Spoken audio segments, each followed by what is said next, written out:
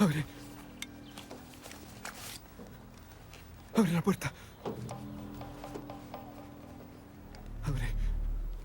Abre la puerta, mierda, o te mato.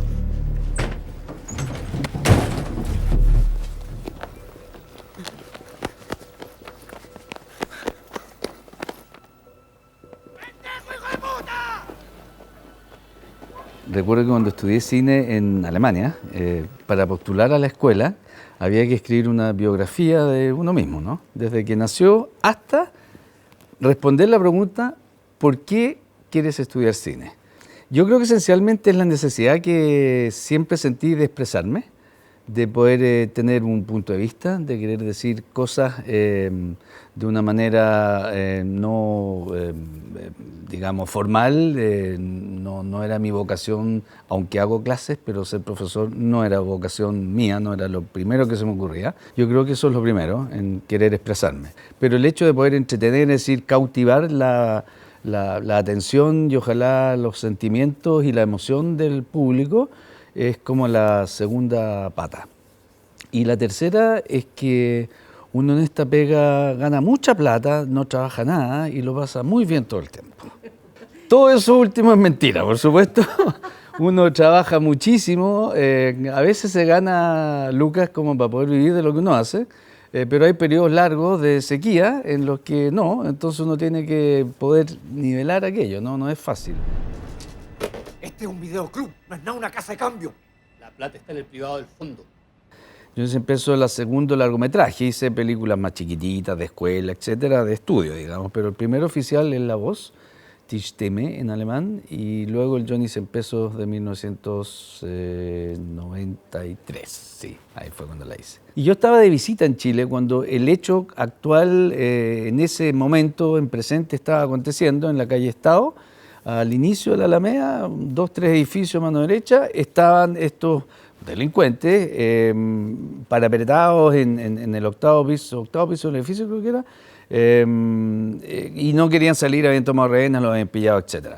Y yo estaba lejos de Santiago, pero en la radio escucho de que hay algo aconteciendo y esa cosa que uno tiene de curiosidad, más que nada porque la curiosidad está inmensamente acentuada por el hecho de haber ya estado viviendo 15 años fuera del país. Yo llevaba 15 años en Alemania. En ese tiempo no habían celulares, por lo tanto me llamó mucho la atención que los periodistas en unas casetas telefónicas hacían cola para poder hablar y metían moneditas de 100 pesos para poder llamar a la radio y transmitir en vivo. Y era como, ya, pues, bueno, me toca, o dale, apúrate, o resume. Salía el periodista uno, entraba el otro, metía las monedas y comunicaba a su radio. Y todo eso me pareció como entre folclórico y muy chileno y me entretuvo el hecho de haber conocido esa parte de pronto, pero no salió de mi cabeza el hecho de que esto hubiese acontecido durante la dictadura, habría sido el final completo y totalmente diferente. Habrían entrado, habrían baleado, no habrían preguntado ni una cuestión más. Pero en el Chile, y ahí empezó el interés por hacer la película, en el Chile en el que estábamos, esto fue en marzo del 90, llegó la democracia, esto aconteció 6 meses después, en octubre, algo así, fue el asalto. No se podía llegar, entrar y balear. Y estaba todo este proceso que nadie sabía qué hacer, nadie sabía cómo reaccionar. La policía, los carabineros no sabían qué hacer, los jueces no sabían qué papeles firmar, los políticos estaban completamente sobrellevados y todo por un grupo de 7, 8 pinganillas que se metieron adentro y finalmente terminaron haciéndome reflexionar sobre cómo contar al Chile de esa época y hacer una radiografía del Chile post-dictadura y en el inicio de la transición a través de una película de un joven y etcétera, y bueno, lo que es la película, ¿no? Que el Johnny 100 pesos finalmente se transforma en el protagonista y etcétera. Y termina en esas ganas mías de querer retratar lo que era el país Chile después de 17 años de dictadura.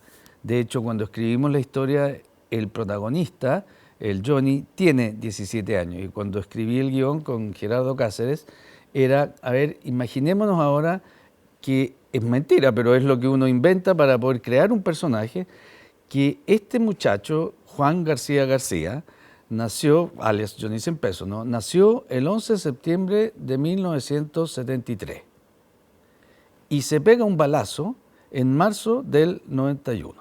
Cuando teníamos nosotros 17 años de dictadura, la vida exacta de este joven, pudimos empezar a trabajar en el personaje y hacerlo el protagonista. Porque él entonces es hijo de la dictadura. Entonces todo esto que era como un gran discurso político sobre cómo retratar la transición, finalmente lo redujimos a una historia cinematográfica de un joven desesperado, solo, abandonado, sin ningún futuro, con un pasado atroz, cuya madre lo abandona, quiere que se quede en la cárcel, que es lo que está en la película, la polola hecha por la ministra de Cultura futura, la Paulina Urrutia, en un gran speech que tiene ahí, también lo abandona y reniega de él, los amigos, los delincuentes, todo el mundo lo deja abandonado. Entonces uno transforma este discurso político en una historia apasionante de un joven solitario. ¿Y por qué tu padre se enojó con él? ¿Lo pilló robando acaso? No, si estábamos bailando nomás. Lo que pasa es que mi papi se enojó porque cuando llegó estaba todo medio apagado. Entonces agarró al Johnny, lo sacó para afuera y le pegó una patada. Entonces Johnny se enojó, sacó la cuchilla y le cortó toda la mano a mi papi. Censura no tuve. Me encantaría haber dicho y hacer así la del heroico que me perseguían por las calles a balazos, no fue así. La película se financió con el primer fondo audiovisual, que en ese tiempo se llamaba Fondart, se recibió plata de ahí y el resto fue una contribución de la televisión, inversionista privado, don Abdullah Omidmar, gran productor de cine, productor ejecutivo de cine chileno, y dinero que llegó de México. Y es por eso que el protagonista es mexicano. Y recuerdo cuando hice el casting en México, que duró 3, 4 días, de haber entrevistado a, no sé, unos 50 jóvenes que querían hacer el papel, y pues todos se estaban así, pinche que te parió. Me asustaba porque yo el personaje que tenía era otro.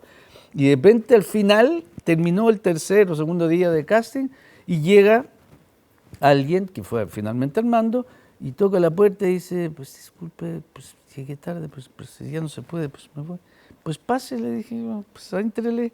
Y entró y hablamos un ratito y conversamos, y todo esto que te acabo de escribir de la vulnerabilidad, de la timidez, de todo esto, de pronto estaba ahí, porque yo no veía al Johnny como los otros actores que demostraban así, pensando que iban a hacer una película de balazo y cuento, ¿no? No era lo que yo andaba buscando, así que así quedó él finalmente.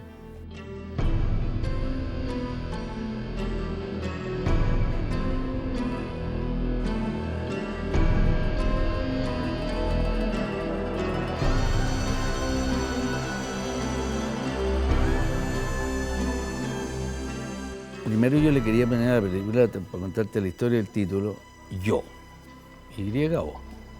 Y el productor Abdullah Omidmar me dijo, no, Gustavo, él es persa, ¿no? Muy hoyo de queque, me dice. Yo le digo, no, pero Abdullah, si no es yo, Gustavo, es yo, Johnny, yo el personaje, yo el protagonista. No, muy hoyo de queque no me gusta. Finalmente de la investigación, y muy a menudo me pasa eso, que cuando uno está investigando, escribiendo, el título aparece naturalmente y finalmente apareció naturalmente. A Johnny le preguntan, a Johnny, al personaje, a uno de los asaltantes del videoclub, al que era el más joven, le preguntan, ¿y tú por qué tenías miles de dólares en tus bolsillos, pero adentro del zapato, adentro de aquí, tenías una moneda de 100 pesos, chiquillo? Le preguntó el periodista, no sé, ¿y por qué? Y él respondió, por si el asalto no resultaba, para tener la plata para pagar el pasaje en micro para la casa de regreso. Y eso lo encontré yo de una ternura inimaginable, además de un pesimismo intrínseco, porque ya estaba pensando que le podría ir mal. Entonces metí una monedita de 100 pesos en el zapato. Y eso se transformó en que Willy Semler, el jefe de la banda del asalto, obliga a Johnny en algún momento a tragarse también, y aparece nuevamente una moneda de 100 pesos, que también es verdad. Se tragaban en ese momento, en aquella época por lo menos, todo lo que pudiera ser de valor, se tragan, obligan al chico a tragarse una moneda de 100 pesos. Entonces ya era la segunda vez que el 100 pesos como hito narrativo tenía importancia. Juan, como le decían en la población, Johnny. Y empezamos de pronto sale así alguien, oye, el Johnny 100 pesos. ¡Pum! No fui yo, fue alguien que lo dijo y inmediatamente dije, ese es el título y es perfecto. Yo creo que fue la primera película que se atrevió a hacer algo que no se hacía en Chile, que era hacer cine de autor sin hacerlo. Es una película desarrollada en Chile, basada en un hecho acontecido aquí, escrito por chilenos, dirigida por chilenos, hecha completamente en Chile. Y decidí que en el Johnny, ¿por qué no hacer una película de género? Respondiendo a una pregunta que en Chile no se había hecho en realidad nunca. Una película de género. No hagamos una película autoral donde solamente yo, autor, cuento algo de mí, desde mi punto de vista y como yo quiero, sino que los géneros tienen ciertas reglas. Acto 1, acto 3, no pueden mezclar en una comedia, qué sé yo, que maten a un niño chico, se te acaba la comedia. ¿Te fijas? Entonces hay una determinada reglas que hay que seguir para poder hacer una película de género, y eso fue lo que decidí. Hagamos una película de suspenso, de semiacción, que sea tragicómica y que a la vez relate lo que era el país y todo aquello, pero desde la mirada del género. Tengamos una pistola, porque habían pistolas, tengamos suspenso, hagamos una música que tiene que ver más con eso que con una melodía más autoral, sino que tum, tum, pam, pam, pam, ¿por qué no hacerlo? Y lo hicimos y funcionó de una. Yo creo que fue un paso muy importante a que la gente se atreviera a hacer películas chilenas desde otra mirada, desde otro punto de vista. A mí me ha pasado hacer películas que sí dialogan y conversan con el público, con la gente en la calle, como el Johnny Sin Pesos, y otras donde no me ha ido bien, donde yo mismo autocrítico veo la película y digo, obvio, después de un tiempo, ¿no? Uno tiene esa capacidad de análisis y de distancia para poder decir, esta película no funcionó muy bien porque no dialogué con el Chile actual, por ejemplo, no dialogué con lo que está en la mente, en la gente, en el interés. Entonces es un error mío, creo yo. Y eso a la vez también a la gente que hoy día estudia cine, hay que tener esa percepción, esa intuición para poder, y que está mezclado con un poquito de suerte también, obviamente, que uno le dé el palo al gato. Sebastián Lelio le dio el súper palo al gato, se gana un Oscar porque La Mujer Fantástica salió justo en el momento que tenía que salir y estaba dialogando, más que incluso con el público en Chile, estaba dialogando con el público en el mundo entero.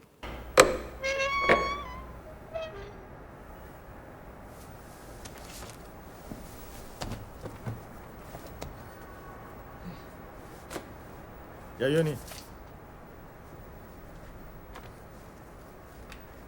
Anda a reemplazar al Leo y dile que venga a buscar su plata. Bueno, pero mi plata. Ya te va a tocar. Anda a cuidar los rehenes, están diciendo. Bueno, si están amarrados. ¿Te vas a poner a discutir? Tú estás aquí para aprender, pendejo. Ya, po.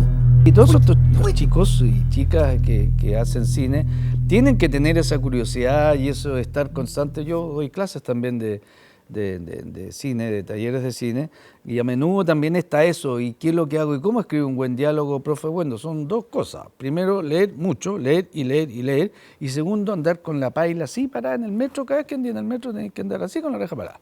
Entonces, olvídate un ratito del celular y ponte a escuchar cómo la gente habla. Y te vas a dar cuenta que la manera que habla, cómo entonan, cuáles son los temas, etcétera.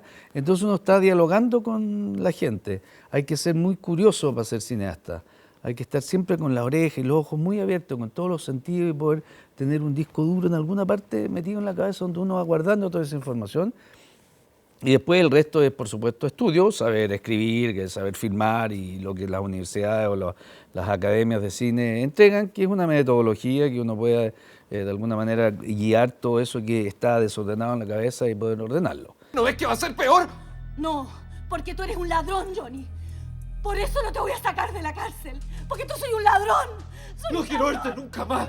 Nunca más, nunca más, nunca más. Vamos por tu vida. Johnny, hijo. Piénsame, por